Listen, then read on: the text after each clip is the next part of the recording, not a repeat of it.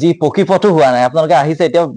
ভাল ৰাস্তাৰ কাৰণে বতৰ ভাল কাৰণে আহিব পাৰিছে ৰাস্তা বেয়া হ'লহেঁতেন যদি বতৰ বেয়া হ'লহেঁতেন আহিব নোৱাৰিলেহেঁতেন আমি আহি পেলাই নাৰায়ণপুৰ অঞ্চলৰ এখন ভিতৰুৱা গাঁও বুলি ক'ব লাগিব ভিতৰুৱা গাঁৱত আমি উপস্থিত হৈছোঁ ভোলাবৰীৰ নিচেই কাষতে থকা গাঁও চুমাই চাহ খালে জানো ভৰলা পাৰ বুলি কয় এই গাঁওখনৰ নাম উপস্থিত হৈছোঁ আমি এই কাৰণেই যে ইয়াৰে এজন ছাত্ৰ এজন যুৱকে আজি ঘোষণা হোৱা লোকসেৱা আয়োগৰ যি পৰীক্ষা এই পৰীক্ষাত সুখ্যাতিৰে উত্তীৰ্ণ হৈ নাৰায়ণপুৰ অঞ্চলৰ লগতে লখিমপুৰ জিলা তথা অসমবাসীলৈ গৌৰৱ কঢ়িয়াই আনিছে মই গাঁৱৰ যিহেতু সৰুৰ পৰাই গাঁৱতেই ডাঙৰ হৈছো বা এখন একেবাৰে পিয়ৰ গাঁও এইখনত এতিয়ালৈকে যি পকী পথো হোৱা নাই আপোনালোকে আহিছে এতিয়া ভাল ৰাস্তাৰ কাৰণে বতৰ ভাল কাৰণে আহিব পাৰিছে ৰাস্তা বেয়া হ'লহেঁতেন যদি বতৰ বেয়া হ'লহেঁতেন আহিব নোৱাৰিলেহেঁতেন আৰু সকলোবিলাক গাঁৱৰ মানুহ বা সমাজৰ লগত জড়িত বা তেনেকেই তেওঁলোকৰ লগত মিলাই থাকি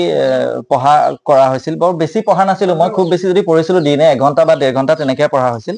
আৰু ৰাতি সময়ত মই অকণমান চেষ্টা কৰি পঢ়িছিলো বাকী মই সকলো অনুষ্ঠান বা গাঁৱৰ সভা বিয়া সভা সেইবিলাকলৈ মই এটেণ্ড কৰোঁ ভালকে সকলোকে আহিলে এবাৰ মাত এষাৰ দিবলৈ চেষ্টা কৰোঁ তেনেকেই মই প্ৰস্তুতি চলাইছিলোঁ নৱপ্ৰজন্মৰ কাৰণে ক'ব খুজিম যে যদি আপোনালোকে মনৰ একাগ্ৰতা ৰাখে কয় এটা সৰু সৰু যদি খোজো দি যোৱা যায় একো কথা টান নহয় পাৰিব মই যদি পাৰিছোঁ এখন গাঁৱৰ পৰা ওলাই যাবলৈ মানে একেবাৰে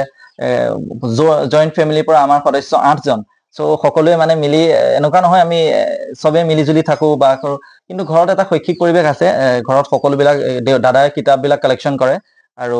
বা আইজনীও পঢ়ি থাকে তাইও ৰাতি পঢ়ে মানে এনেকুৱা নহয় যে আপুনি ৰাতি যিকোনো সময়তে আহিলে খোৱা কোনোবা এজন নহয় কোনোবা মানুহ জাগি থকা পাব তেওঁ পঢ়ি আছে ৰাতিটো আইজনী পঢ়ি থাকে তাই এবাৰ মেট্ৰিক দিব বা তাৰপিছত মই পঢ়ি থাকোঁ বা দাদাই পঢ়ি থাকে সকলোৱে তেনেকুৱা পৰিৱেশ এটা আছে সেইটো নথকা নহয় সেইটো ক'ব লাগিব তাৰোপৰি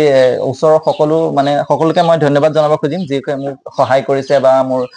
সুধীবৃন্দ বা মোৰ বন্ধুবিলাক আৰু মোৰ শিক্ষাগুৰুসকলক মা দেউতা আৰু সমাজখন সকলোকে মই ধন্যবাদ জনাব খুজিম তাৰোপৰি ৰাজীৱ বৰুৱা ছাৰ তেওঁৰ নামটো মই ল'ব খুজিম তেওঁ